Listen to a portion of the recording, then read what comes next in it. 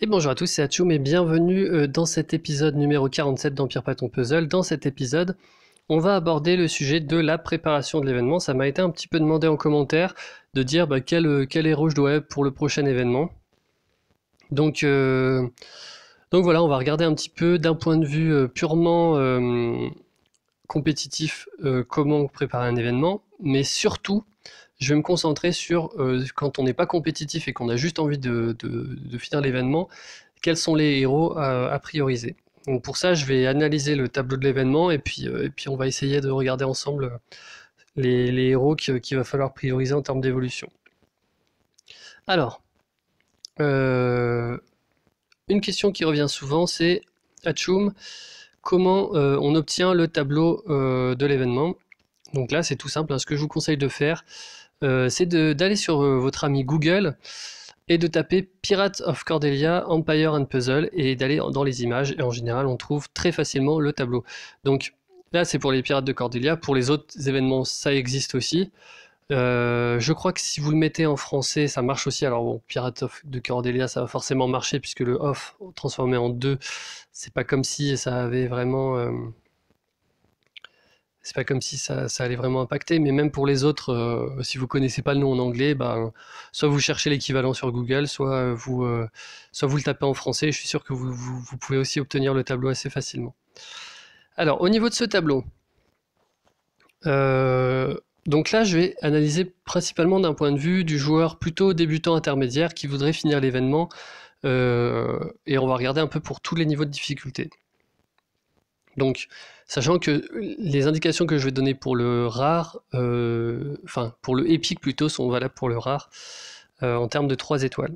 Parce que le but, ça va être de voir comment finir l'événement avec des 3 étoiles, enfin comment finir le épique avec des 3 étoiles, avec, on va dire, quelques 3 étoiles et des 4 étoiles, parce que je pense quand même maintenant que c'est compliqué de finir un événement seulement avec des 3 étoiles. C'est probablement possible, mais compliqué. Donc, et puis on va voir les 4 étoiles à privilégier pour finir le légendaire. Donc, en termes de 3 étoiles, donc là, pour finir l'événement, je vais regarder que les vagues à partir de, on va dire, le niveau 11, en gros du niveau 11 à 15. D'ailleurs, en parlant du 11 à 15, ce sont les dates de l'événement. Ce sera du 11 au 15 mars. Donc globalement, on a un renvoi de dégâts violets, donc nécessairement la couleur jaune, ça va être une couleur intéressante en termes d'évolution de héros à prioriser. À côté de ça, on a des vagues qui sont rouges ou vertes. Donc quand on a rouge ou vert, le mieux c'est le rouge, puisque le rouge va être neutre contre le rouge et puissant contre le vert. En termes de boss, on a juste deux boss qui vont être bleus. On a du bleu sur 3 niveaux. Est-ce que ça justifie du vert? Je pense pas, mais par contre, ça peut justifier l'utilisation de Bélis ou ce genre de héros qui sera utile de toute façon. On a beaucoup de violets. Ça, c'est clair qu'on a, surtout sur les 13 et 15, on a beaucoup de violets. Et on a quand même pas mal de verts. On a 4 sur 4 niveaux, il y a des verts. Sur les derniers niveaux. Donc clairement, le rouge est vraiment bien évolué. Donc quel héros maintenant évoluer en rouge? Pour passer l'événement, vous allez avoir besoin de soigneurs. Donc si vous avez Hawkmoon, ce sera une priorité d'évolution. Très clairement pour passer l'événement. Pour faire des dégâts, plusieurs options. Vous avez Hazard, Jahangir ou même Nashgar. Le problème de Nashgar, c'est qu'il va être un petit peu faible sur les dernières vagues, parce qu'il a 360 et quelques de défense, donc c'est vraiment pas ouf. Mais bon, en tout cas, ça peut vous donner des idées de quoi up. Ensuite, en jaune, parce qu'en général, les personnes qui me demandent ça n'ont pas forcément de quoi faire des monos. Donc là, on va plutôt partir dans l'optique qu'on va jouer en 3-2 ou ce genre de choses. Donc par exemple, se créer un 3-2 rouge-jaune. En jaune, il y a les deux principaux à up, c'est Bane et Ganju. Le problème de la couleur jaune, c'est que il n'y a pas de soigneur. Par contre, Il y a aussi un héros qui permet de diminuer les dégâts que l'on prend, c'est Kailani. Donc Kailani, là aussi, pour moi, c'est un héros qui va être très intéressant à mettre. En termes d'Atlantis, les héros, ça va être du Namag en rouge. C'est à peu près tout en rouge, je crois qu'il y a. Namag en rouge, Melia en jaune. Melia qui est, si vous avez Melia, ça peut vraiment être aussi une grosse priorité d'évolution parce que elle va booster vos dégâts de tuiles et dans ce genre d'événement, c'est très important de booster les dégâts de tuiles. Donc voilà pour les 3 étoiles, hein, je dirais. Après, voilà, en termes d'alternatives possibles, si vous n'avez pas beaucoup parmi les héros que je viens de citer, vous pouvez avoir comme priorité d'évolution du vert, où vous allez clairement en chier sur les vagues, mais pour pallier à ça, vous pouvez compenser avec des items, notamment les haches, qui vont vous permettre de retirer des vagues de sbires, hein. Enfin de sbires de monstres plutôt. Les haches et les flèches, les deux combinés, ça peut vraiment vous permettre de vous aider à faire des dégâts sur les monstres. Et comme héros vert, les deux principaux que je vois, c'est Brienne pour les dégâts de tuiles et Bélis pour le soin. Sachant en plus que Bélis pourra être utile par exemple contre des héros comme Boomer. Si vous jouez du jaune à côté, ça vous permet de retirer la résistance au jaune qui va s'octroyer. Qui est-ce que j'oublie?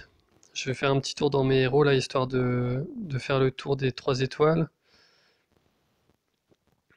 On va plutôt faire ça.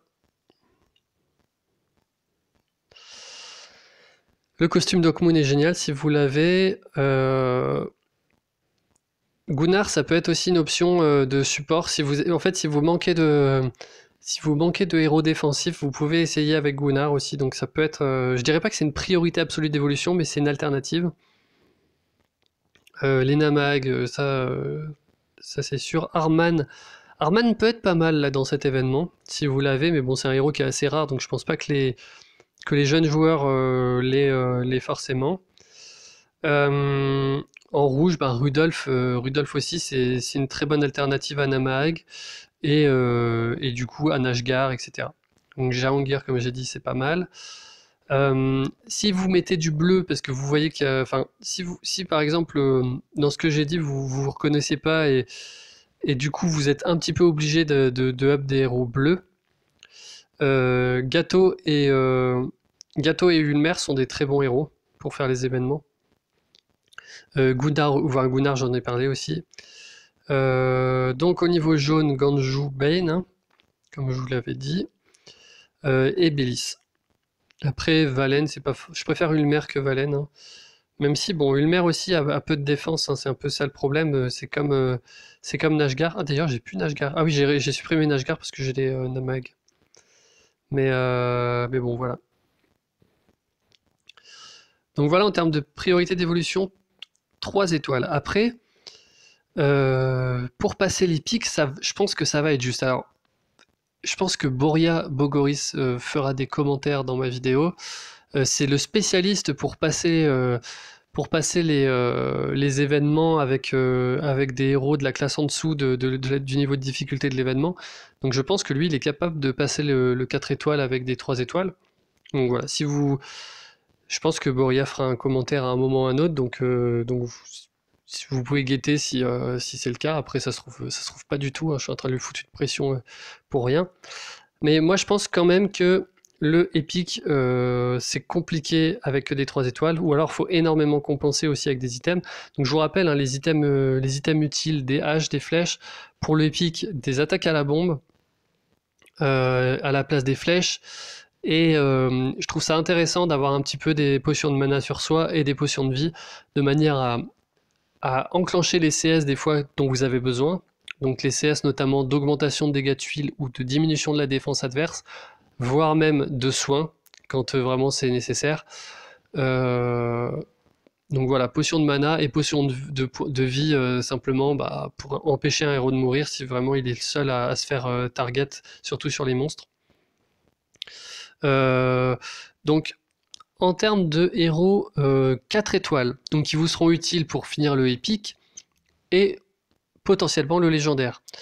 Là, je mettrais vraiment une grosse priorité sur les rouges, surtout si vous avez Boltusk et ou Wilbur. Donc Wilbur et Boltusk qui sont des priorités d'évolution pour les événements. Euh, là ici, ici, ils peuvent quasiment faire. Enfin, je pense que les pics peut se faire par exemple en mono rouge. D'un point de vue compétitif, ça veut dire que d'un point de vue pas compétitif, on peut très bien mettre Wilbur, Boltusk et un troisième rouge. Alors moi, ce que je recommande, c'est Scarlet par exemple. Scarlet qui permet de réduire les dégâts et qui est rapide, donc qui va vraiment pouvoir toujours rapide avec des bons dégâts de tuiles aussi, c'est important. Donc Scarlet est bien, Colin est bien. Mais Colin c'est différent, c'est plus sur la durée, donc voilà, je préfère Scarlet pour l'impact immédiat. Et voilà, vous pouvez mettre ces trois-là avec de jaune. En jaune, le problème c'est qu'en termes de 4 étoiles, il n'y a vraiment pas beaucoup de jaunes qui sont intéressants. Alors, à part les jaunes d'événements, très clairement, les jaunes du deck de base, Utao va être pas très utile, Lixiu pas extrêmement utile, Chao peut être pas trop mal à la limite. Et après, il faut directement taper sur de la Gretel pour avoir des héros vraiment utiles. Là, le problème de cet événement, c'est que d'habitude, en 4 étoiles et même pour le légendaire, la recommandation principale c'est de up Proté. Parce que Proté, il bloque la mana sur 3 personnes, ce qui est très fort, sachant qu'il y a souvent 3 boss en face. Donc, bon, si vous avez Proté et que vous hésitez à le up, pensez simplement à ça, que dans tous les cas, dans les événements, il sera utile, sauf sur les pirates de Cordelia. Donc c'est un petit peu dommage. Par contre, du coup, en termes de jaune, le héros, j'ai envie de dire, qui va vous aider à passer le épique et le légendaire, c'est Wukong. Sans aucun doute, puisque sur du long terme, comme ça, comment dire, sur un événement, en fait, on peut, quand on veut juste le passer, hein, je parle pas quand on veut performer, euh, on peut vraiment gérer à quel moment on fait nos pouvoirs, etc. Et donc Wukong, on peut l'enclencher à des moments opportuns, par exemple après la création d'un diamant, paf, on arrive au boss et là on déclenche Wukong, on explose nos diamants et on a des dégâts de tuiles qui sont colossaux. Donc même s'il y a des manqués, Wukong ça reste un héros extrêmement bien pour finir ce genre d'événement, surtout que là en plus lui-même est dans la couleur forte. Donc voilà, priorité d'évolution pour moi c'est Wukong, Wilbur, Boltusk, Scarlet. Alors Wilbur c'est un saison 2, donc vous l'avez pas forcément. Au niveau des autres héros rouges qui sont intéressants, alors...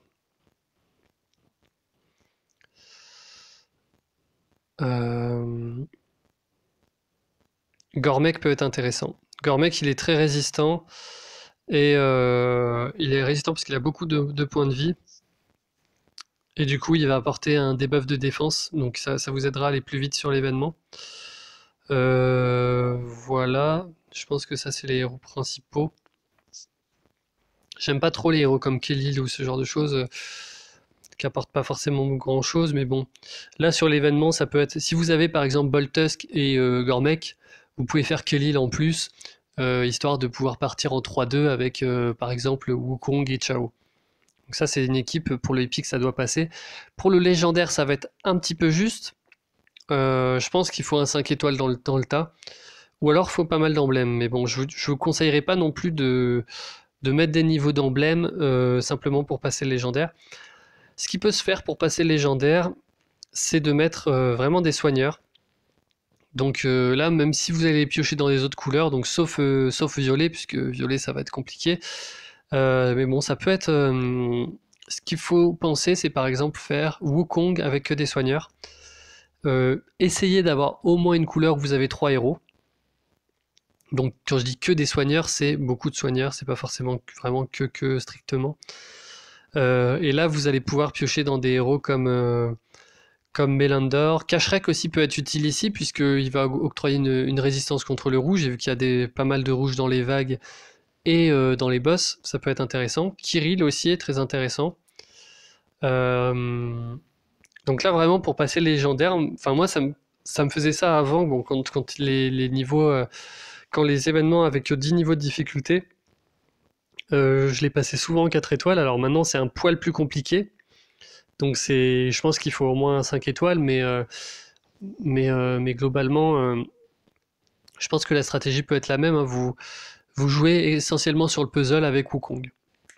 Pour ceux qui n'ont pas Wukong, je pense que, enfin, qui n'ont pas Wukong et qui ont peu de 5 étoiles, je pense clairement que le légendaire peut être très compliqué. Sauf si vous arrivez à monter un mono rouge avec Wilbur et Boltusk. Mais très clairement, le légendaire va être compliqué pour vous.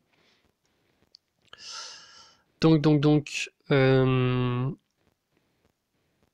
on parlait des soigneurs, ben ouais, une team full soigneur avec Wukong, ça peut marcher. Ou alors soigneur plus Scarlet, par exemple, Wukong, Boltus, Scarlet, Kirill et Melandor, par exemple. Donc là, au moins, on a deux rouges. Ça peut être un peu léger niveau dégâts de tuiles, mais bon, ça peut passer aussi. Le costume de Melandor, en plus, c'est pas mal si vous l'avez. Il va augmenter un peu votre capacité à survivre.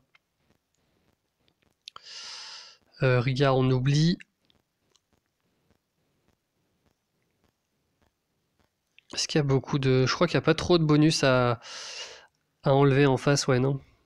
Il n'y a pas trop de bonus à enlever en face, donc ça sert à rien de up des Sonia, Kaedmon et autres. Euh, Ah si, Sonia costumée peut être intéressante, quand même. Sonia costumée peut être intéressante parce que elle va retirer les malus des alliés. Et du coup, quand vous avez par exemple le pouvoir de Peters, ah non, Damlock, je crois que ça s'enlève pas. Par contre, le Sargasso, il s'enlève. Sargasso, c'est le rouge. Ah non, attendez, je confonds. Je confonds Sargasso et Kestrel. Oui, Sargasso, son effet s'enlève. Donc, se purge avec par exemple, l'ACS de Sonia costumée. Mais bon, après, voilà, vous allez me dire, c'est un usage ultra spécifique. C'est un peu compliqué c'est un peu compliqué quand même de demander à des gens de up Sonia costumée. Donc on va rester vraiment sur les bases que j'ai dit avant. Donc voilà, ensuite en termes d'items, si vous voulez être compétitif et même si vous voulez ne pas forcément l'être, ce que je vous conseille c'est de remplir vos stocks, d'attaquer à la bombe si vous voulez jouer l'épique et le légendaire. Donc vous voyez, pour moi c'est pas possible puisque j'ai plus de racines. Les potions de mana vont être utiles sur tous les niveaux de difficulté. Les petites potions de mana à la limite sur le rare. Donc là aussi, moi j'ai un petit peu des problèmes de ressources. Les flèches pour le rare, les haches pour le rare et les pics. Et après, bon, pour le légendaire, c'est plutôt des attaques dragons, des super potions de mana. Et après, hache et attaque à la bombe. Vraiment, les items, ça permet. Les items qui font des dégâts sont les items privilégiés parce que ça vous permet. Ça fait double usage en fait. Ça vous permet à la fois de tuer des vagues de sbires, donc de gagner du temps, mais aussi du coup par extension de gagner des points de vie sur vos héros. Donc voilà, ça peut être des objets intéressants à faire. Éventuellement des antidotes. Pour ceux qui n'arriveront pas forcément enfin qui ont le sentiment de ne pas réussir à cause justement de ce qu'il y a en face, et notamment de Peters, qui peut vraiment être handicapant. Finlay aussi, avec la réduction de défense, des fois ça peut être compliqué, hein. Surtout vous aussi. Le problème de Finlay, c'est que là vous allez souvent mettre, enfin si vous avez Wilbur par exemple ou Boltusk, vous allez toujours avoir un bonus sur vous. Et du coup, Finlay va attaquer toute votre équipe et va réduire la défense de toute votre équipe. Donc ça peut être intéressant d'avoir des antidotes ou des bannières rouges, vertes, pardon, des bannières vertes. Donc voilà en termes d'items. Donc je pense avoir fait à peu près le tour. Donc n'oubliez pas en fait d'analyser ce tableau. Donc là j'avais un petit peu préparé sur les héros que je voulais prioriser. Après voilà, j'ai pas forcément fait le tour. Il y a beaucoup de héros dans le jeu maintenant. C'est assez compliqué de faire ce genre de vidéo parce que ça dépendra vachement des decks de chacun. Donc n'hésitez pas en commentaire à me demander si vous avez des doutes sur... Enfin, essayez de faire le travail d'analyse déjà, de regarder ce tableau et de vous dire avec mon deck, qu'est-ce qui sera fort contre ces personnages. Si vous avez des doutes sur ce que font les personnages, allez voir leurs cartes sur internet. Vraiment, faut pas hésiter à faire les recherches, on a quand même assez facilement les informations. Donc allez voir les cartes des héros. Euh, D'ailleurs, si vous voulez pas aller sur autre chose que YouTube, vous pouvez retrouver ma vidéo où je présente tous les héros et comme ça vous aurez un aperçu de leur CS. Euh, voilà, essayez d'analyser par rapport à votre deck les héros que vous pourrez prioriser. Voilà, moi je pense avoir fait le tour des héros principaux. J'ai pu en oublier. Donc voilà, n'hésitez pas dans la section commentaires à compléter ma liste, ou alors bah, me poser la question si vous avez un doute sur un héros, à savoir s'il sera utile ou pas dans cet événement. Donc maintenant vous avez un petit peu moins de 2 semaines pour vous préparer à cet événement. J'espère que ça arrive pas un peu trop tard. C'est vrai que il y avait beaucoup de choses à commenter en ce moment, donc j'ai pas pu le faire peut-être assez tôt, mais bon, je le fais quand même. Et j'espère que ça vous sera utile. Allez, à ciao!